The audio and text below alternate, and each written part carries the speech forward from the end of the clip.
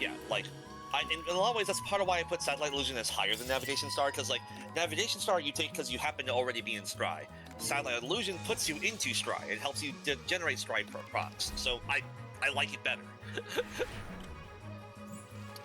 I can get how you don't like that necessarily on Koishi when it comes to Crimson, but there is ways to work around that, and to be fair, Koishi decks are, like, I feel like I'm still figuring out Koishi myself too, because, for example, I still am trying to figure out a good way to actually get a Dream deck running, without feeling like it is way too late in the run. It is... Koishi's weird, but then again, that's par for the course with Koishi. Yep. Speaking of par for the course, we were talking about Marissa already, so let's talk about one of my favorite Marissa cards. I'm not going to lie to you, I love this card. This is a powerful card. This is Directional Laser. So, Directional Laser is one of those cards that when I first saw it, I thought it was quite bad. Because my first thought was, oh man, I'm paying 7 mana for like 32 damage? That's terrible. That's way below rate, right? If I'm doing 32 damage, I want to be paying at most like 5-6 mana. Like, what is this 7 mana garbage? I didn't keep reading. Here's what Directional Laser says. Directional Laser is a 7 mana card, 6 of any color, 1 black. It deals 16 damage 2 times. When retained, it costs 1 less per combat. It automatically comes with Retain, and it also has Accurate, which is phenomenal. So why is this card so good? One, really any attack card that has Accurate built in saves you mental space. Oh no, they have Graze. Who cares? You have Accurate. It's fantastic for that. And while, yes, it looks quite awful to have it at this high cost, it also means that you can hold on to it while you're doing your setups. It happens all the time. You have your ability setups, you have your firepower bonuses, and you're not going to be playing Directional Laser anyways. You're not playing a lot of attack cards on your first turn when you're doing your setups, or your second turn if you're still doing setups somehow, right? And on those turns where you're not going to be playing this incredible card anyways, it goes down to being a 5 cost pretty quickly. And then it goes down to being a 4 cost, and then a 3. A lot of the times, you gotta ask the question of, well, where do I feel okay playing it? Where is it like, man, I got my value out of? Well, we said it earlier, right? Every 5 damage is 1 mana, so 32 divided by 5 is 6. So once it costs 6 mana, you start feeling pretty okay about it. Well, would you look at that? That's 1 turn of waiting, right? 1 turn waiting, it's already okay, and it only ever gets better, right? Lost Master Legend is also notable because, unlike Slay the Spire, they really incentivize you to be patient on at least some of your turns. They will send you turns where, like, you must block, right? Or you must figure out some way to activate defensive options. And in those turns, Directional Laser is also quite good, right? Where it increases in value as you are holding on to it while you do other things that you need to do at that time, right? And notably, it also has some very interesting synergistic effects with other things that many of the base kits do. For Potion Marissa, sometimes you just get to play it raw, which is really funny, because in Potion Marissa, you get to just generate all the mana and then you go flying.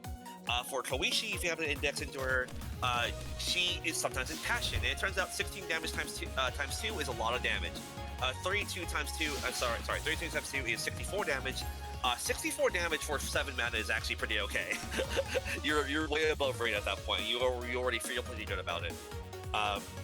Reimu loves this card. Sakia loves this card. Zerno loves this card. Right? Like, there isn't ever a point where you feel bad having at least a singleton copy of Directional Laser in your deck. And sometimes it's just better than that. There are times where, like, you'll have 2 or 3 of them, and they're all cycling off at different times. And you have this little wave of lasers coming out of your body. It's beautiful. I'm never shy about taking this card. I never feel bad about it. Now, I'm hyping it up. Why is at the bottom of Powerful? Well, it's at the bottom of Powerful because it's kind of expensive, okay? Like, while yes, you feel good about casting it at 6 mana, that first turn is still 6 mana, right? You don't have that right away. If you see this in your opening draft, you can't play it until at least the 3rd turn where it drops in. And that's a little bit awkward. So it can make your early game a little bit awkward. But as nights go on, you get more and more mana, it starts becoming less and less of a concern. Yep. Thoughts? Agree on every single point right there when it comes to for Directional Laser. It does its value great. It had, like, you can play it naturally over time, even if you're not indexing into it, just on sheer value of it'll eventually cost, you know, your 3 or 2 that you can essentially play. exactly so without any problems. Then you have ways to cheat it out, be it mana gain, be it especially if you're considering so, if you're like for any black characters, so Marissa, get 2 potions and oh, I can maybe actually cheat it out for a little bit more. Oh, I went from Serenity to Passion, I got my mana back, I could actually play it then, in that case or so. You have ways to effectively cheat it out without feeling necessarily too bad about it at all. It's great to do so. It just has good value overall. That is to start getting your Mooncake. You were absolutely getting your cake and eating it Yep. with directional laser. Now, the big thing is exactly so. That's the one thing that I would harp on that you've already been talking about and what I already am zoning in on. Wow, this shit sucks. Me looking at Cruz's stream. I wonder what happened, guys. Oh, I see. I got Breaking Boundaries as my first ever card draft again. It's another rare, but god, dude, this shit sucks. I should have just gone with the safe play. Yep. Oh well, potions are fine then. Yeah, when in doubt, you can always get potions. Hey, I got a potion! I can play Exercising Border! I can actually get the Creeping Hunter out of my hand now. Get that shit out of here. That's actually great. But anyway, going on to it. But yeah, exactly so. Biggest problem is how absolutely it feels horrible to take it early, because once again, like, I am going to argue for this in the fact of L7 when it hits 7 runs. If you already have Long Night, like, L7 already involves Long Night being in your hand. Okay, big whoop, so what, whatever. The fact is, you're saying, let's say if you draw it on your first turn, you only have 4 cards in your hand. And the fact that Long Night already exists brits your opening turn really badly, people. You need to recognize that. It's so vital to get your engines going, because even, yeah, if you're not going to play it, fact is, that's one less card that could have been an ability, that could have been something that gets your engine going or so, and it really hurts when you don't have anything but basic strikes or defense. I'm not saying that it's bad, necessarily, it's not, like, the run ruining, but it absolutely means, like, you need to get ostensibly early game cards to really buffer yourself upwards to support yourself until you can make more natural use out of it. Which reminds me, part of my assumptions, everyone, is that we're talking about Lunatic 7. In general, if it's good for Lunatic 7, it'll be good for anything that's lower than that. What is Lunatic 7? It's the hardest difficulty mode in the game. Enemies have more life, they hit harder, they have scarier moves.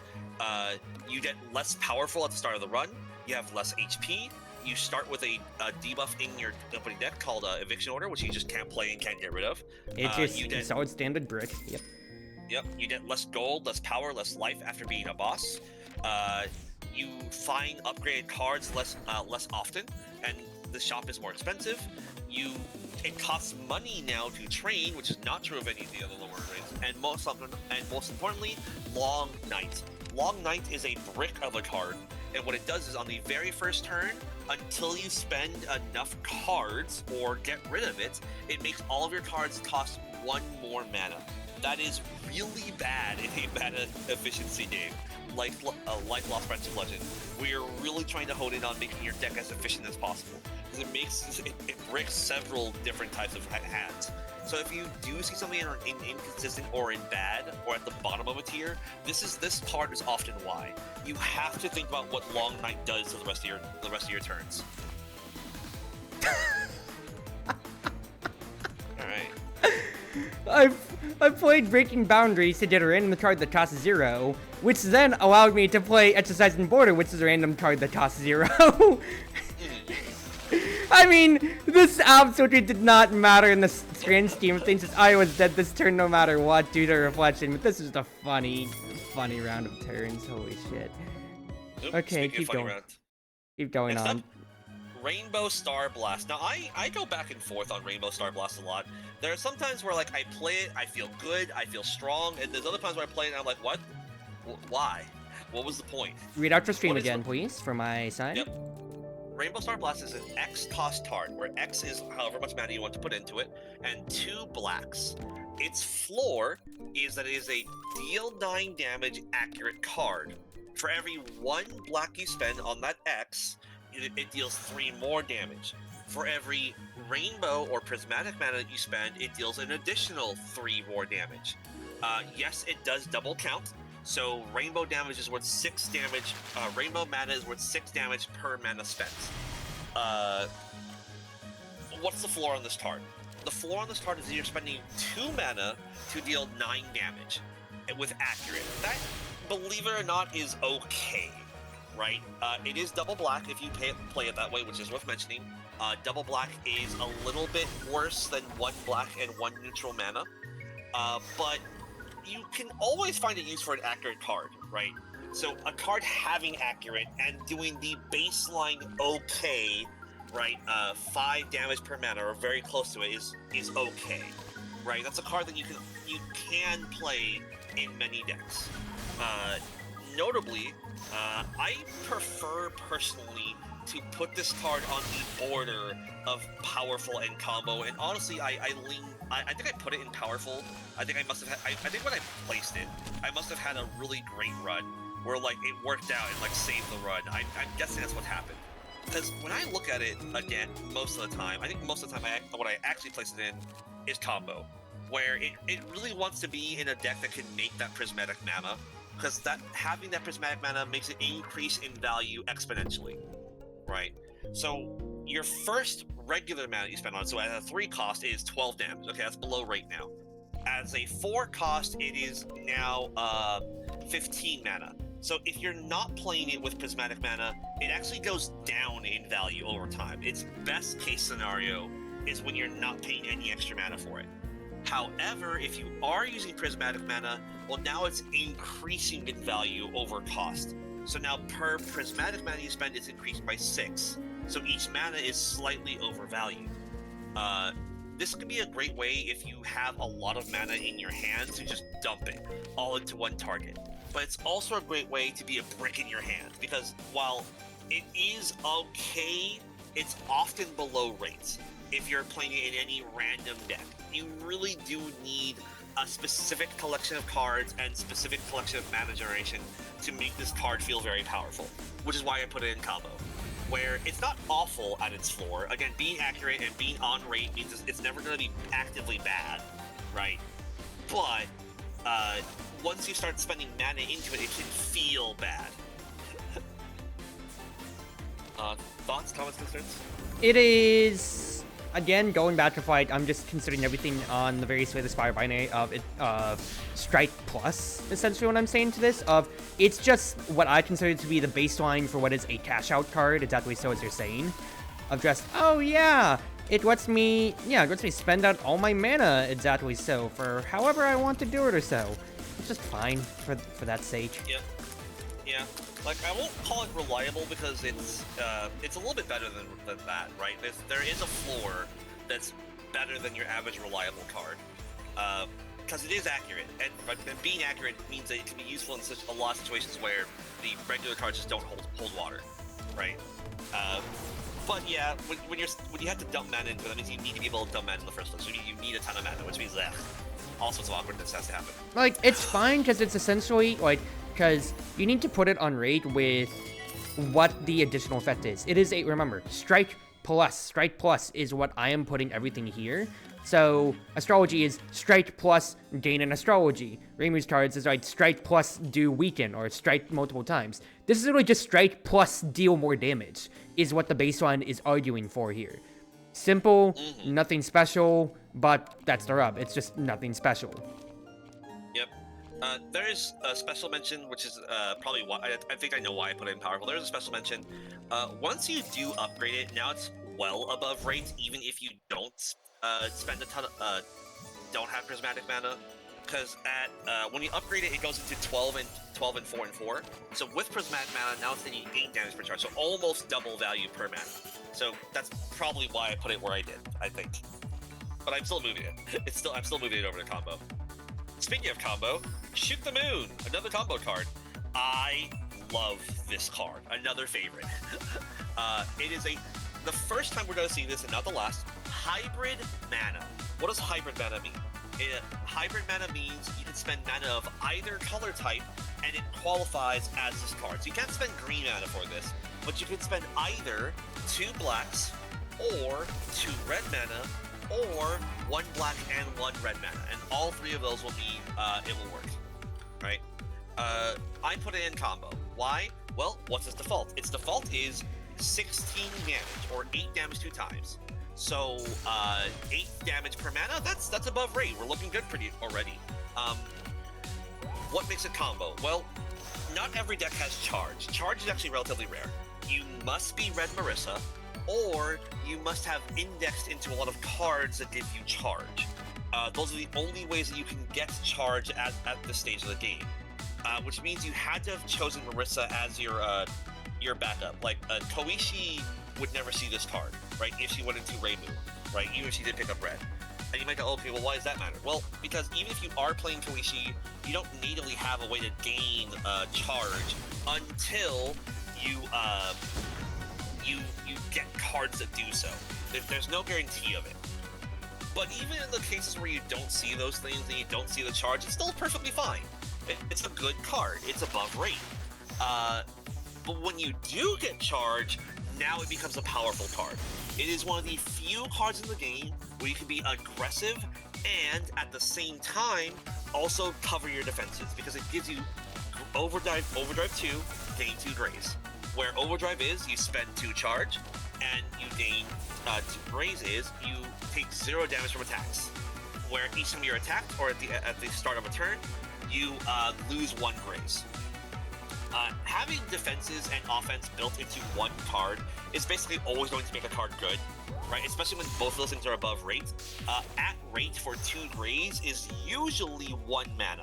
So, in essence, for the Overdrive, you're getting the Graze for free in a lot of ways, barring whatever you played to get the Charge in the first place. Which, if you're playing Red Marissa, you didn't play anything. It was just a feature of you are playing Red Marissa, so you're going to naturally be building a Charge over time. It makes Shoot the Moon phenomenal. And again, I'm not always going to mention upgrades, because I think upgrades are something that are precious. You need to save your cash on. The upgrade for Shoot the Moon is notable because it makes it go from 8 damage per mana to being 12 damage per mana. So now you're almost triple mana value, and it becomes accurate. So this card goes from being above rates to being way above rate when you upgrade it. That being said, again, you do need some way to generate Charge, which means you probably are just playing Red Marissa. If you see this card and you're not Red Marissa and you don't have ways to consistently build Charge, you're usually pretty upset, right? Because it's not worth taking, right? It is a card you'll skip some of the time, especially as Potions Marissa. As Potions Marissa, it's kind of difficult for you to get Charge. Yes, you will see charged cards, and sometimes you will have enough charged cards already in your deck that you're like, you know what, yeah, I'll take Shoot the Moon. I have like 8 charge per turn or something, or 8 charge per 2 turns. I can do it. Real quick, right? Can I stop you for 2 seconds? This is a cool card, because again, it's been a while since I played since the last updates, but I can only see Reimu doing whoopsh, Gerez with this. Gate 5, Define Favor. Oh, I love that card. I love how good it is. Hotberry Berry is better, though, from my circumstance, though. Dang, what a choice lineup you had. What the heck? I got a random rare to start, and I got Block Toys.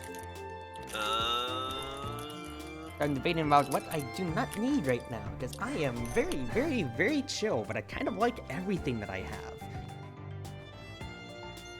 Kind of really do. Probably Talisman at this point, though. Myself thin, but go on. Sorry. It's all good. Any thoughts on Shoot the Moon? No, I feel like you've just echoed what I had right there when it comes to it. Nothing, honestly, special. The first card that, like, I love it and hate it at the same time. And I think if I'm being intellectually honest, I really want to put it in inconsistent. But it is a damage each enemy card, so that's worth noting. Firework Potion. This is a 1 neutral mana, 1 black, 1 red, so a total of 3. Deal 12 damage to each enemy. Firework Potion deals 6 more damage for each unstable potion in the draw and discard piles. So, this card has a good floor. 3 mana for 12 damage to each enemy is okay. It's slightly below rate if it's only a single enemy, without any potions, but it is above rate per enemy it does hit. So even if you're hitting only 2 enemies with this, it feels good, and frankly, there are hallway fights are a thing. So there's basically always a use case for this. It's a very decent card into a hallway fight. Now, I should mention this, while it is good to have this effect, it's not the most powerful version of this effect. A lot a lot of damage each enemy spells do more damage than Firework Potions does as a baseline. But 12 is a 10, perfectly acceptable. The reason it's in powerful is not necessarily on its own merit, but rather the merits of unstable, or not powerful, in combo. The reason it's in combo is because of the power of Firework Potion, right? Unstable Potions are quite good, it turns out. And so having Unstable Potions makes this card better. And it's fairly routine to, in any random Marissa deck, to have 2 or 3 potions just lying around. They're just that good. The potion cards really are just that efficient. And any character that indexes into Marissa is happy to have those potions show up. Reimu loves this card with a couple potions lying around, right? She's totally happy to see this. And Red Koichi is also perfectly happy to play a random potion here or there. But that's kind of the key, right? Random potion here or there. It's never a bad card, but until you get there with potions, it's difficult to make it an amazing card. Because notably, it doesn't allow you to look into the vanish pile for potions. If it did, it would probably be one of the best cards in the game at the lower end of bomb status. But it doesn't. You might go, wait, what does that matter? What's the vanish pile? Well, the vanish pile is where every card goes whenever it is exiled for any reason. Oh, would you look at that? Unstable potions are cards that get exiled whenever they get played. It's pretty normal for any random black-red deck to have like 5 or 6 of these in their vanish pile on accident, because they happen to be casting potions every now and then anyways. And so when you if this allowed you to look into the vanish pile, I would call this powerful or even above. But it doesn't. It specifies the draw pile and discard pile. Those are finite resources. They will get spent out and they will go away. It's very difficult to make Firework Potion insane. Hey, Don. Doing good.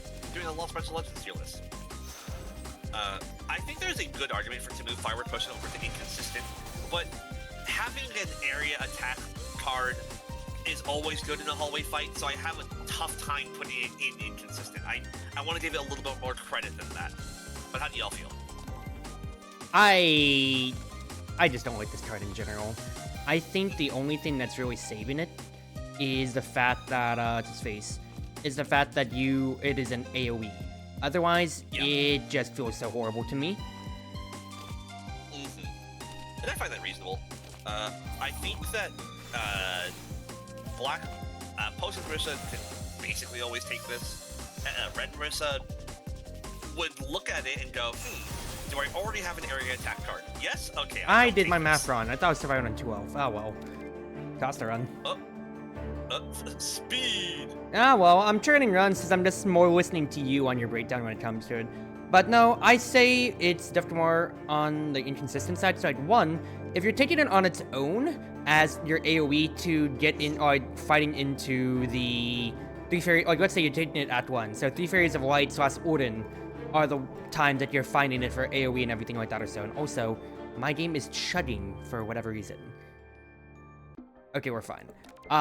Fact is, if you're taking it for the AoE, you don't have you only have Craft Potion to begin with. You don't have any other potion making, so it's mostly getting it +1 stat essentially in the firework itself. And otherwise, if you're making a bunch of potions, usually that's one of only 2 cash out cards for potions to mate with. Really, when it comes to it, the other cash out is the one that keeps powering up the potions the longer they're in your draw and discard pile. So really, it's better for you to be cycling the potions throughout. And in that case, then, again, it's strike plus what are your modifiers? AoE and stealing damage if you put potions in.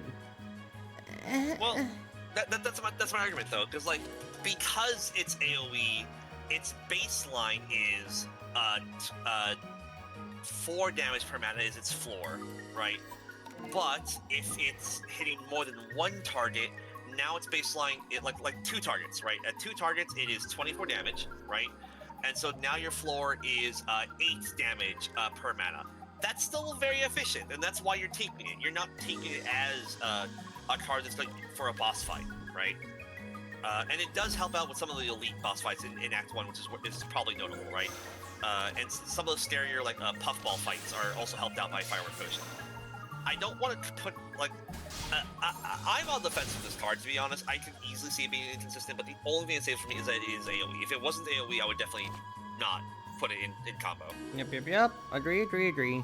And then again, too, I think the other thing to note as well is the fact that the existence of removing after an act fight exists, which does buffer it up to be. Now, of course, categorizing it if you want to be more semantics, it is an Act 1 killer. It's like only Spirit Bomb. You take it for Act 1 and then you just get rid of it without any problem because it did its job. Yep, it lets you survive the puffballs. You're good.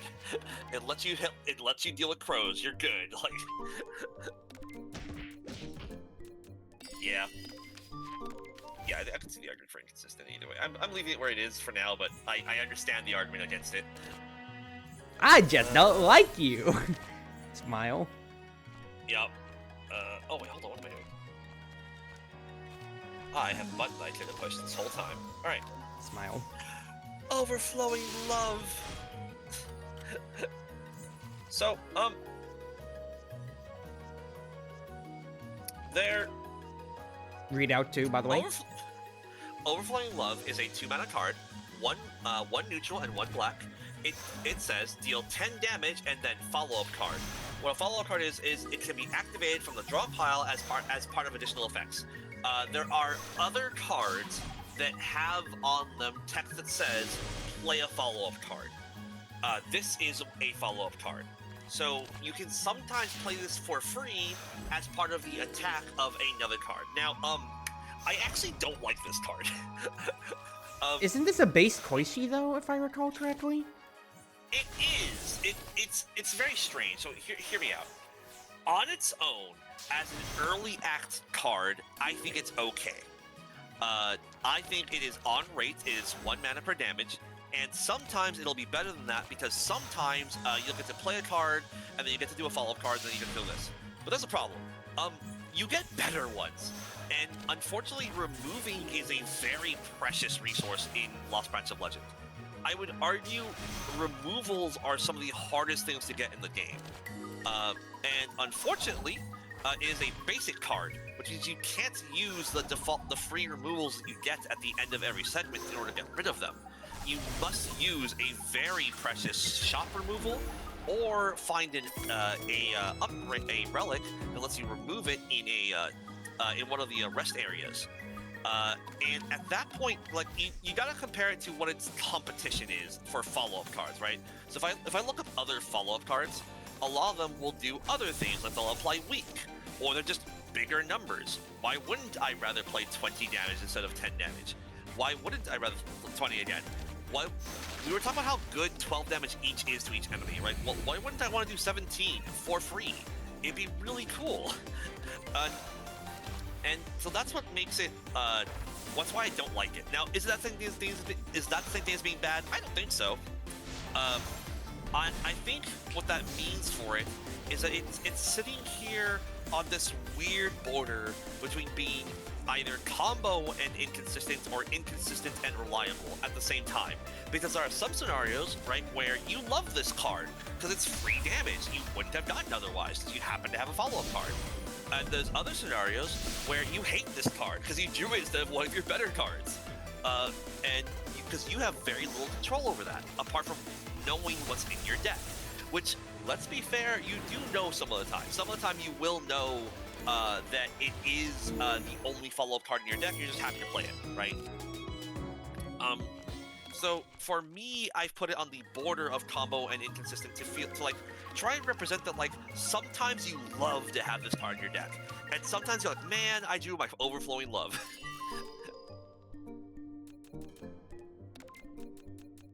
Although arguably that's like a complaint about like, damn, I'm suffering from success. I'm getting a free attack card, and it's not the one I wanted, but it's still free attack. So it's like, no. This is because it's a basic, which means it starts in your deck. I'm just like, this feels like such a nothing burger argument to me about putting it anywhere, quite frankly, because it exists to start. It's like if you're trying to rate eviction order, because it starts in your deck. There's no point. there's no point to this here because it exists. You have to play around it no matter what. It's not like you're getting to choose to take it. You always have it. Well, that's the thing. Like, if I have to compare it to Illusion Laser, which is the fair thing, right? Illusion Laser is a blank card that just does damage, right? It's better than Illusion Laser, at least some of the time. And it's worse than Illusion Laser, at least some of the time. And I think that's worth mentioning. Like, I don't think I would put every, basic card onto this list, right? A lot of the times, like, the only ones I put on the list are ones that deviate in some way from a neutral card. This one does. It's worth mentioning. Like, you can't get around it, right? But you're also, like, looking to remove it after a certain point in a way that you might not, like, hunger with Illusion Laser, right?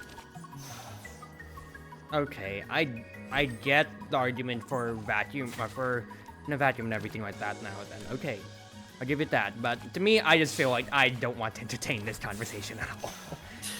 Alright. It's just okay. Put a strike. Put the strike in the tier list here. What are we doing, people? Yep. Oh, I did put it in the tier list. It's unreliable. It's in the middle of reliable. I just don't like. I don't want to entertain this conversation. Just get me out of here. Romantic Rose. I love Romantic Rose. Enter Passion. It is a 2-mana card. One neutral, one black. It does deal total damage and enter Passion. What is Passion? Passion says, while in Passion, the player deals and takes 100% more attack damage.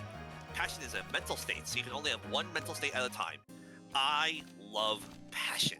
I love dealing double damage with your cards. It lets you be so aggressive and get so many kills out that you don't deserve.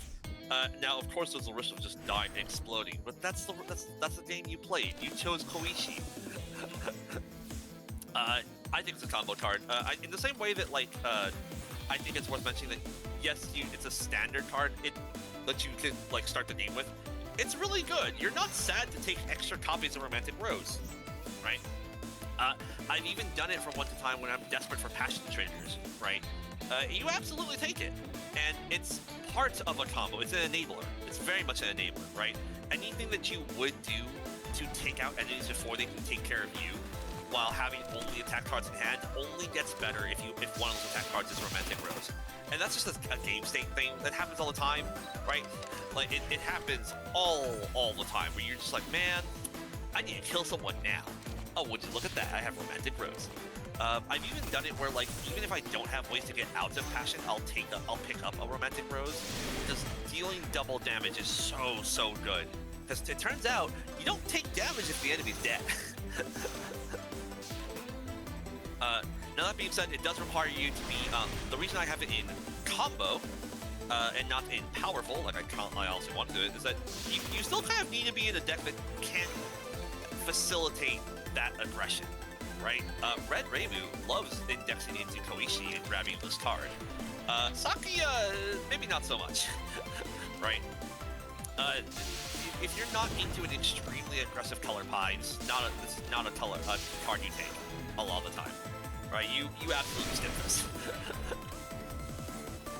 Which is why I put it in combo. Passion is, yes, Crimson said it best, passion is a drug and I can't get enough. Passion, when it comes to it, it's not bad.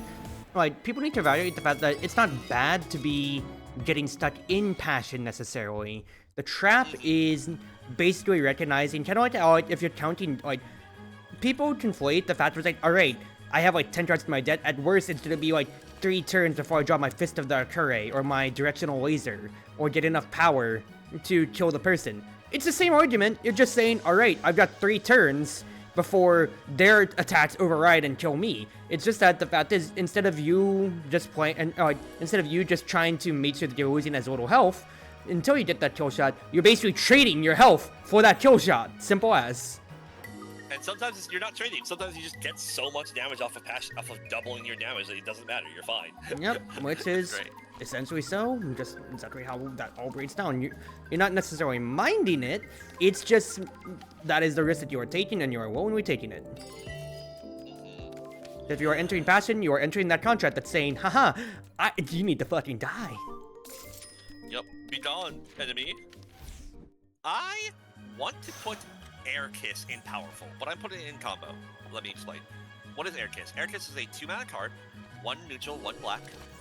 Deal 6 damage, apply 1 weak, perform a follow-up attack. On its own, with Air Kiss, I don't think I'm ever happy to take a singleton copy of Air Kiss. It does get noticeably better when you upgrade it. It does become 1 mana, and at 1 mana, I'm absolutely thrilled to take Air Kiss. I'm perfectly happy to take a pre-upgraded Air Kiss almost every time I see one, if I have follow-up attacks in my deck. Without follow-up attacks, only 1 week can sometimes matter, and at 2 mana, it's too expensive for that effect. You'd rather have a skill that does that applies the weak instead. It's never going to get the kill on its own. It really does need other cards. But unlike most cards that are like that need other things indexed into them, it comes with a little upside on its own where it can perform the follow-up attack. So that means you get to play an attack card for free. So you can somewhat read this as, at the very floor, pay 2 mana, deal 16 damage, because then you're getting Overflowing Love. Overflowing Love is the baseline of what can happen, assuming you have enough Overflowing Love in your deck, which is the other thing. There are times where Air Kiss just bricks. It is just a brick in your hand because there's no follow-up cards in your deck. That will happen sometimes. Does that make it bad? I don't think so. I am tempted to put it in powerful, regardless, because just being able to perform a free attack is almost always going to be good. However, because you don't have control over what attack is being performed, and because it is quite expensive for what it does when you're not performing an attack or when you don't know what attack you're performing, I tend to place it just in combo, where the floor, reasonable, the ceiling, quite good. In some ways, to me, it's almost on the border of becoming inconsistent. But I think the ceiling is so high because you're gonna take this in every Koishi deck that you see. And I'm giving the benefit of the doubt you're taking this as you're playing Koishi, or have one as you're playing Koishi. For anyone else that's indexing into Koishi, it's maybe not so good, right? But you can make things better over time, right? Like, you are in a run after all. You are in a roguelike. You can trim your deck or adjust your deck to make this a lot better. But you would basically also never take it if you don't have follow-up cards already in your deck. Biggest thing for me that I compare it to is that, one, it starts in Black Koishi's deck, and I would compare it to Slay the Spire's The Silence Neutralize, which is a 0 mana, deal 3 damage, and apply a weak to the enemy. Same effect in essence when it comes to it here, but, you know, it just does a little bit more for Lost Branch of Legends flavoring with you doing follow-up attacks. I feel like it's for one point to say you can't control what you attack, because that's the nature of follow-up as a gimmick in general or so you have to put everything on raid for that exactly so. But the biggest thing that I feel is that, as D3 mentioned out, upgrading it so it only costs 1 mana instead makes it perform exceptionally well. It is great for bosses because it serves as a little bit of offense, a little bit of defense with Awakening once you play out more cards than the bottom of your deck, essentially so, or even just essentially keep searching through things. And the only thing that really does make it worse over time is the fact that it's just a card.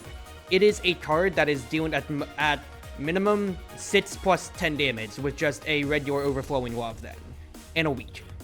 That can absolutely be eclipsed by other value.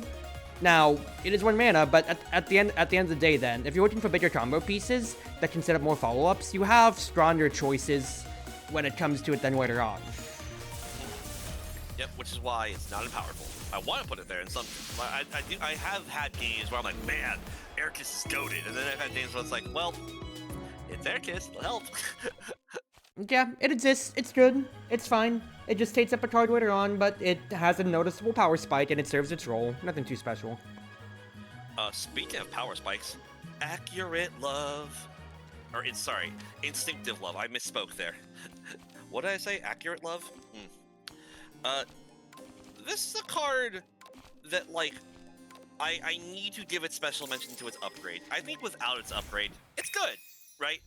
It's above rate. It is, what is it? It is a 3 mana card, 2 neutral, 1 black. Deal 20 damage at the start of combat, and when shuffling, Instinctive Love is placed at the bottom of the draw pile. Follow-up card. This is one of the cards that makes Overflowing Love, like, you really love seeing Instinctive Love, right? because it's very reliable follow-up damage, right? It makes your Air Kiss go from being a 2 mana 16 damage to being 2 mana 26 damage. That feels awesome. Right? And notably, because it's always placed at the bottom of the draw pile, you can guarantee that you're gonna be able to play it in the correct order. Sometimes what happens with Overflowing Love, for example, is that it's not, you draw it before you draw your cards that give you the follow-up attacks, right? You never have that problem with Instinctive Love. It's always where it's supposed to be, at the bottom of the draw pile, which means unlike Overflowing Love, which will sometimes just not be there in the deck when you want to play like the Air Kiss, for example, Instinctive Love is always where it should be when you're trying to play it. It makes it so reliable. It means that a lot of the time it's a 0 mana card, so you're playing it for free as a part of a performance. That being said, why am I giving special mention to its upgrade? Well, because then it becomes accurate. This is a problem with follow-up cards because you can't control them. Sometimes they just whiff, right? It's when they hit a grace target. But Instinctive Love goes way up in reliability because you can make it accurate. That little upgrade does wonders for making it a more powerful card. Again, remembering that like your upgrades cost money and they also cost map space, right? It's not easy to get a ton of upgrades. But this is a card that it's good enough that you're perfectly happy to dump an upgrade into it if you don't have anything better going on, right? It's not that weird for like your second or third upgrade to be an Instinctive Love if you happen to have one in your deck while also having Air Kiss, right? It makes Air Kiss great, right? And so for that reason, I put it quite high in the combo section, right? Because it is more reliably there in the place where it's supposed to be for the deck. It does more damage than other comparable cards, and it just does it in one big chunk, which also means if you're ever weakened, it still does significant damage. Some of the weapons, some of the other ones have something called firepower, are multi-hit. So when you're afflicted by firepower down, they deal a noticeable amount less of damage. But this one is a lot more reliable, just in general. And so because the floor is so reliable, and because the ceiling is relatively high, I like putting it in combo. Yeah, and Crimson has a really good word to say on it. Getting accurate is one of the best upgrades you can... Getting accurate and getting cheaper are some of the best upgrades you can see on an attack card, right? Those are fantastic, right? And having an attack card that is free, that deals that becomes accurate is wonderful, and it is free most of the time. It's very rare that you're playing a follow-up deck where Instinctive Love is not just a free card. But even if you aren't playing it as a free card, if you're playing it as a raw 3 mana 20 damage, maybe because you drew it at the start of your deck, it's still okay. Right, it has enough damage that even with the mana increase from a late night, it's still okay. Right, it's still on rate at 4 mana for 20 damage.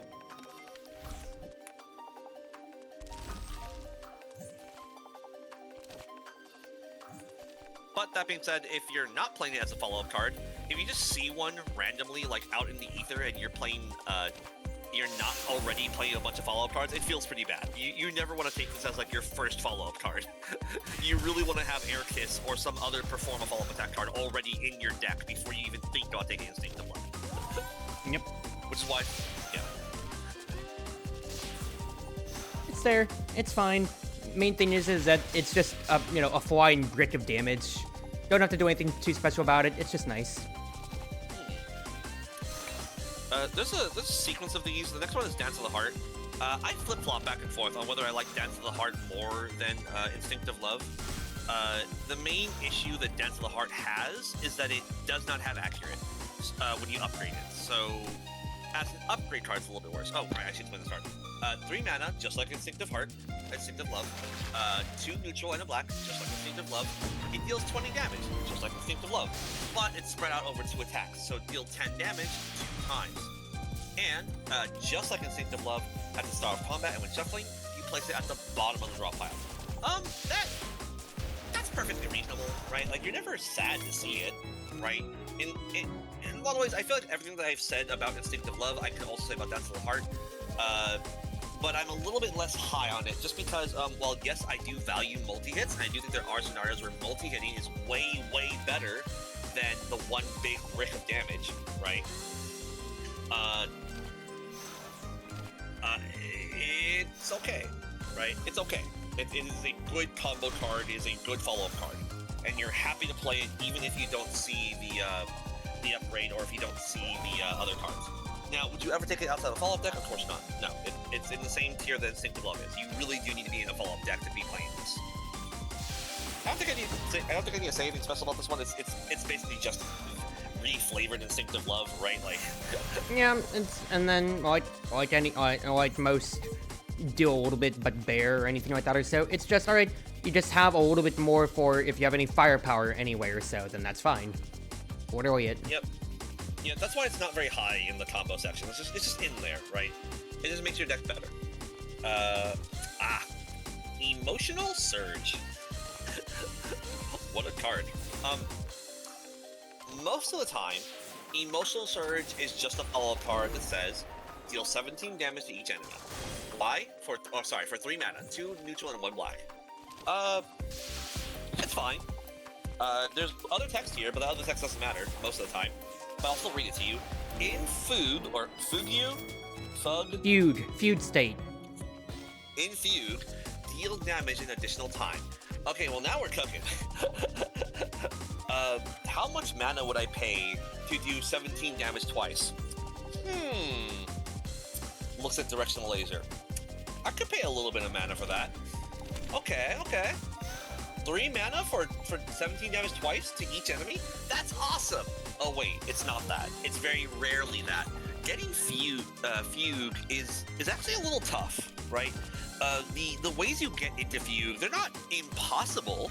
It is doable, and there are ways to make it better, but there's no deck in the game right now that starts you off with the ability to get Fugue. You have to find it, right?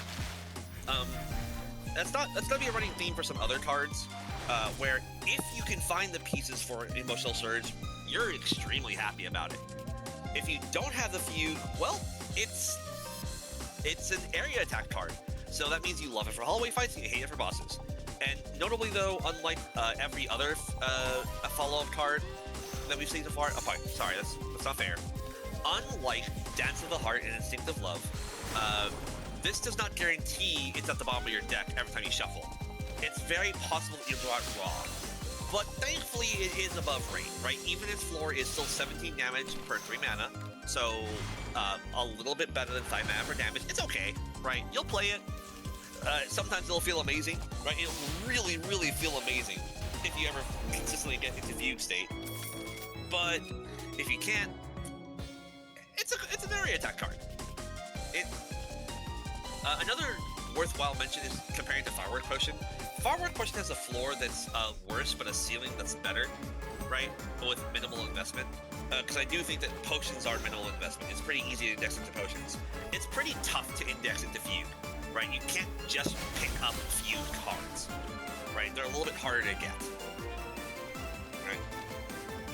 right? So that's why I don't want to put it in inconsistent because its floor is still decent, right? The floor is not terrible, and the ceiling's amazing. So it's combo, but it is one of those combo cards that, like, if it was just a little bit worse, like 1 or 2 points damage less per mana, and I would probably just dump it into inconsistent. Otherwise, it's fine. It exists. It's a nice little effect that gets onto it more when it comes to it. Now, it is similar to the fact that it goes to the bottom of your deck when it comes to it is the fact that you can either play it as a follow-up card on its own then, or you get the additional small benefit of kind of like trying to cheese out Finale out of the Silent, which is deal 50 damage to everybody in Slay the Spire, but only this is the last card in, like, if there's no cards in your discard in your draw pile, meaning you have to draw this last. This allows itself to draw itself last just on nature when it comes to it. No. Notably, this is one of the few follow-up cards that doesn't do that. I remember, I have to pull up your stream then. Yeah. Does it not put itself at the bottom? Yes, it does not put itself at the bottom. Never mind then. It used to do that, which is why you're saying that. Because it does do that in older versions of the game. That's what I'm used to. Yep, they removed it.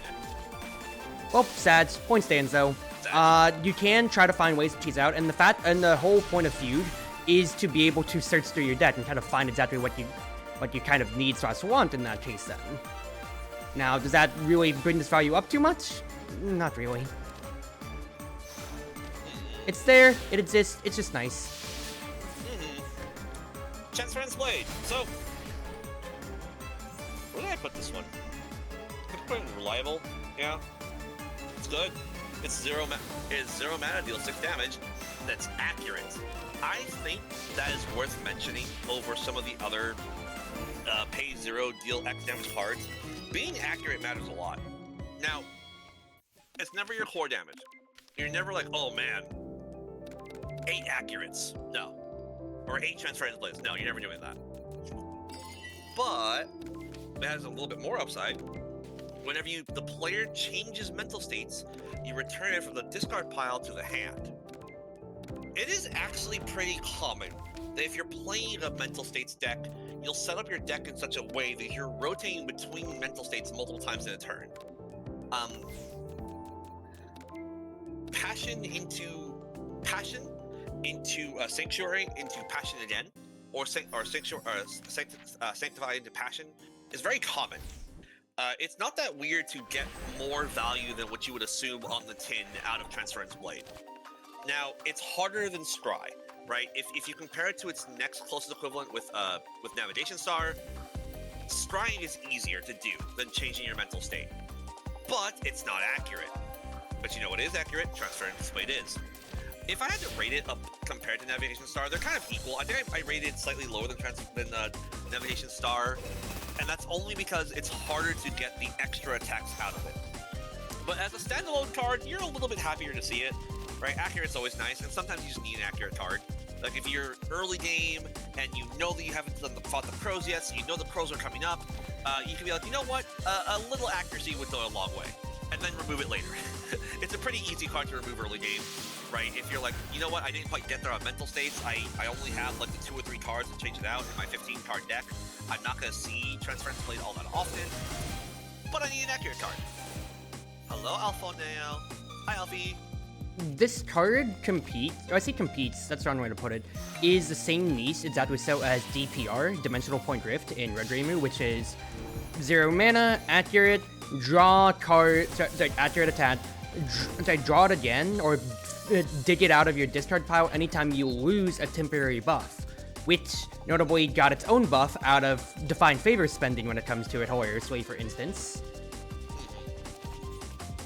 And then, at the same time past that too, it's also considering the fact that you are, for Koishi's sake, you are constantly, if this means that you're gonna lean more into stance dancing, more than, more than trying to stay in one stance at all times or so. Is that necessarily a bad thing? Depends on what you like out of your deck when it comes to it. Because fact is, since it's, 9 damage on its own? DPR is 9. 6 damage on its own. Yeah. No, DPR is only 9 when you upgrade it. That's because I have DPR in my deck right now and it's upgraded. No, it sits! Yep. Yeah, okay, yeah. Sits on its own, 9. Is this one sits in 9 on its own too? Yep, they're all the same. They're all part of the same, what's the word that Magic the Gathering use? Not format. Cycle of cards, right? They lean into whatever their color pie wants to do. They're low damage, they're free. Unique amongst them, Transference Blade is accurate. To me, that means outside of their cycle, it's better than the other ones, but it's also probably the hardest one to cycle. Right? It's the mental states are probably the most expensive thing to make happen again. At least in terms of mana. Because the biggest thing to recognize is that you can always gain lose buffs, and Reimu literally has inbuilt baked into red the ability to have like 2 cards that get you 2 temporary firepower spirit every turn and then lose that every turn when it comes to it then. Whereas comparatively, the ones that would be Enter Serenity, Enter Passion or so are usually exile cards, one and dones, exactly so, that you're only gonna get to use that one time over, and then it, exactly so, as I said, is done with them. You're not getting too much more, and you have to spend so much on a resource for what is essentially a worse strike. You have to basically stance twice to get the value out of it, and it still also eats up a card that would be in your hand just by drawing it naturally as well. Yep. So, there's a part of me that almost wants to put it in bad, but I don't think it's quite terrible enough to truly go into the bad cards. So, it's at the very, very bottom of reliable for me. I find it Later, Aegon. kind of, like, its use case is super weird. Yeah. Due to the raw fact that it is existing in an archetype that is very limited in how many times you can, dance around or so. Yeah, the ceiling is so much lower for this one compared to the other ones in its cycle. But it is accurate, so the flow's higher. The floor is higher. Is it astronomically high? No. It's still only 6 damage, like... No, it's that, and also, if you consider it too, like, the fact is, like, I'm gonna feel like I'm being blasphemous when I'm gonna say this here. It is... it is your claws for Slay the Spire fans. It gets better the more copies that you have of it. Yeah. You just get to spend 1 million over and just keep going with it and going with it and going with it. Speaking of going and going and going, my favorite rose... We talked about how much I love Romantic Rose, right? I look at a Romantic Rose, I go, man, I get to do damage and I get to enter Passion? That's pretty sick! Wait a minute. We have Cage of Roses. Cage of Roses, 2 mana, 1 white and 1 black. What does it say? Cage of Roses says, deal 8 damage 2 times. Oh, okay, so we're already better than... Just a better card already? Okay, well, what else is new? Enter Passion. Nice! Shuffle Cage of Roses into the draw pile. Self-recursion Passion that you can draw multiple times in a deck cycle is kind of phenomenal. Especially in black, which has lots of scry jitters, right? Like, black has the 2nd or 3rd highest most scry in the game, right? First, if you're playing Black Marissa, right? I love Cage of Roses. Now, obviously, it has the same problems that Romantic Rose does, where you need to be in a very aggressive deck. You need to be in a deck that can facilitate all of this power. Yeah, Touhou roguelike card game, absolutely, Buddy Badger. Let's say it's Touhou Slay the Spire, exactly so, when it comes to it here. Yep, I usually call it the upgraded Slay the Spire, is what I usually call it. I'll throw down for that one. If those Slay the Spire fans could read, they'd be very upset with you right now. Yep. Which, with that in mind, right?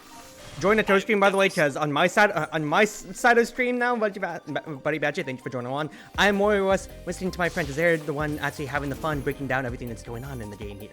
So please do join their side if you want to have more of what this whole stream is. Let's be real here. Yeah, Cruiser is being our booth babe right now. They're showing off the goods, the merchandise, Like, goodness I'm gracious. Like, should I put in my total cosplay that I have in my closet right now for you? God damn, girl. Maybe. What am I, cosplay bait to you? Yes, I am. Of course, smile.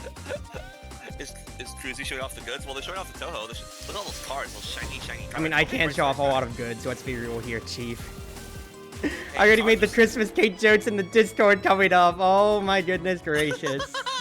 Okay, that's stories for another time. Fact is, this is legitimately just Touhou Slay the Spire here, people.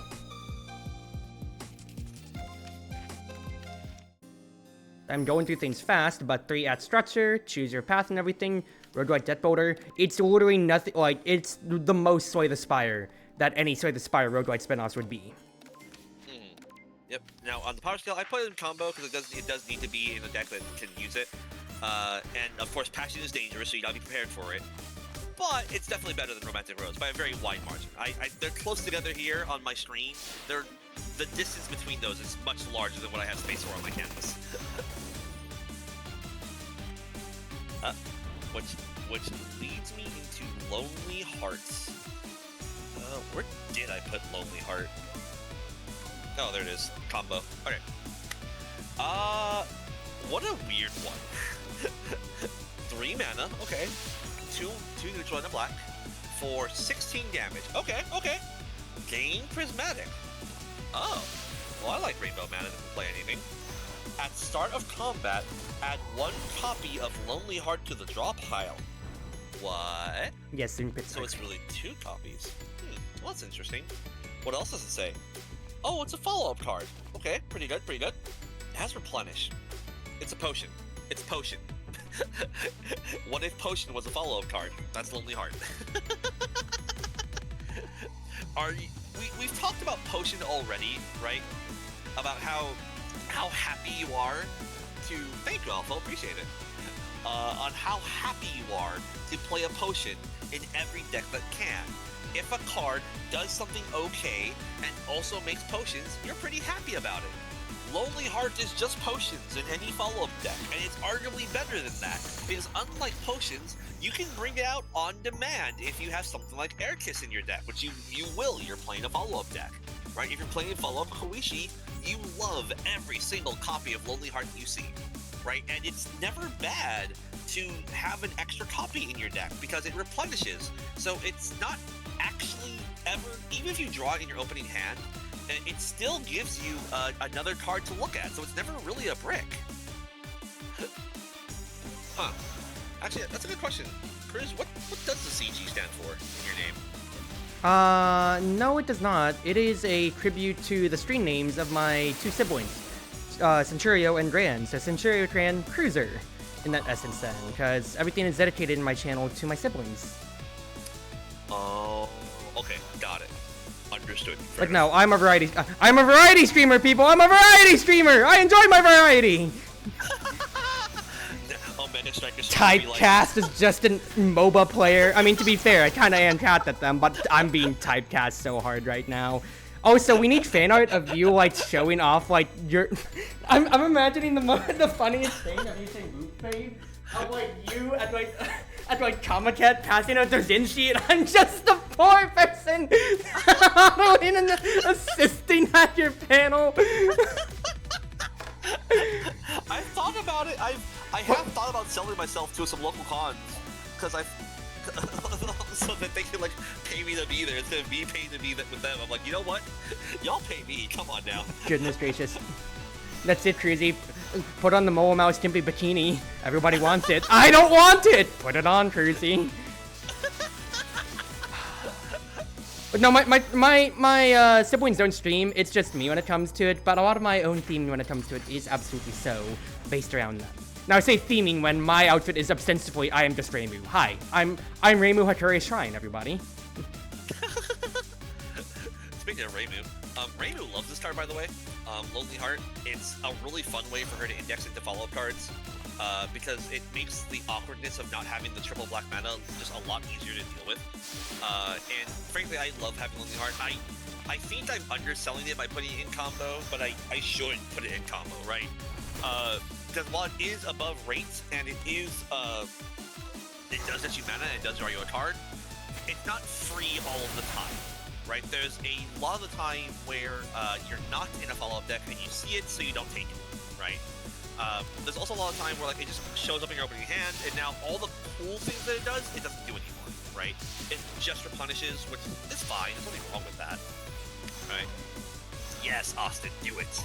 Do it. Oh God, please. I'm getting so much fan art recently from y'all, and I'm both amazed and I'm just kind of like, oh my God. Also just say, first time playing with DPR and Divine Favor is absolutely ridiculous, because free 18 damage, free 13 damage, DPR is kind of really fucking stupid, dude. Yeah, absolutely. Why is free it damage?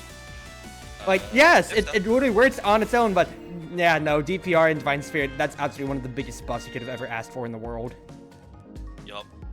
Oh, speaking of buffs, Yokai EEG. A very strange card. 4 mana, so getting a little pricey here.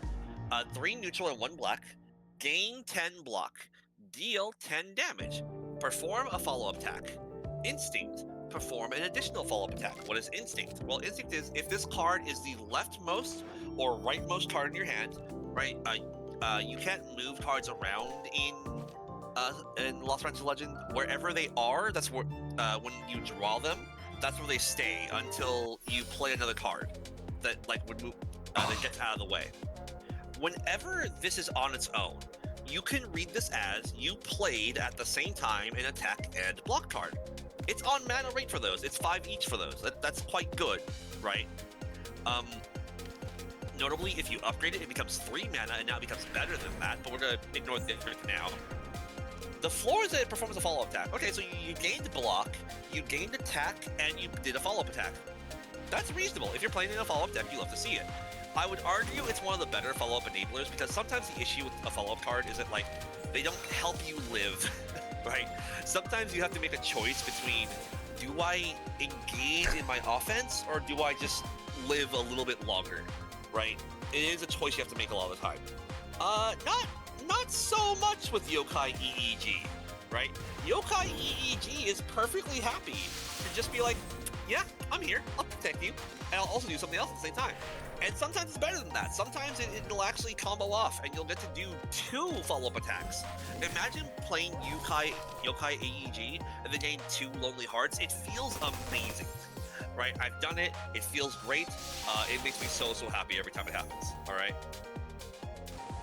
I'm always happy to see Yokai EEG. Right, in my opinion, it's one of the best black combo cards you can see. But it is sometimes not that card. The reason it's in combo and not powerful is because it is 4 freaking mana.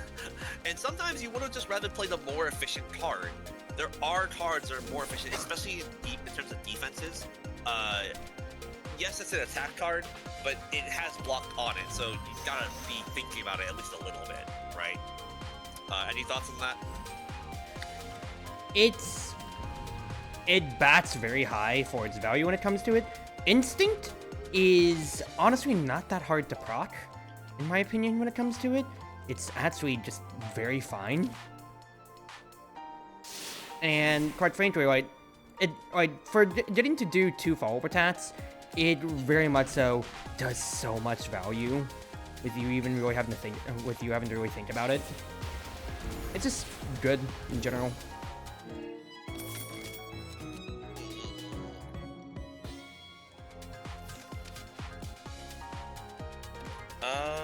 I skipped the card. Ancestral Dreams. Okay. This is a 3-mana card, 2 neutral, 1 black. Deal 17 damage to each enemy. Dream 3, then activate the first follow-up card dreamed. Accurate. So, the floor for this is a 3 mana to deal 17 damage to each enemy that's accurate. That already makes it the best AoE attack that we've seen so far in Black. And while it's not the best one, I do think it is one of the better ones. It's a card that you're always happy to see, even if you're not in a follow-up deck. If you're playing in a push deck, because you just like having attack each enemy is good. It turns out, especially when that's attack each enemy accurate. If you ever see this early enough into your run, it trivializes any graze fights, like crows. Crows get trivialized. Anything like that has to deal with them gets trivialized. It's such a good card for that. Now, the Dream 3 part, I can't speak for it. I've never had it happen. And I think that says a lot, right? Dream means you put the top X cards, X being whatever the number it tells you is, from your draw pile into your discard pile, and they become dream cards. And after shuffling, you pick one of your dreams and put it into your hand. Literally, you choose your dream, right? Dreaming is one of the weaker forms of card selection, where it's not as good as Scry is, because Scry, you know for a fact you'll see it quite quickly, just naturally drawing through your deck every turn. Something being put into your dream pile does mean you can hold it for later, but it also means you can only ever pick one of those cards per set. So there have been times where Dream has bricked me, which is super worth noting. And worth noting, it's even rarer. Imagine you taking this card, right? You have 20 cards in your deck by this point. So It's kind of stuck loading. It's never been this slow before. You gotta believe. You gotta have faith. Rub its tummy. Rub your computer tummy. Don't mind me. Maybe I'll just paint one of customers as your booth babe while I'm waiting. Oh, there we go.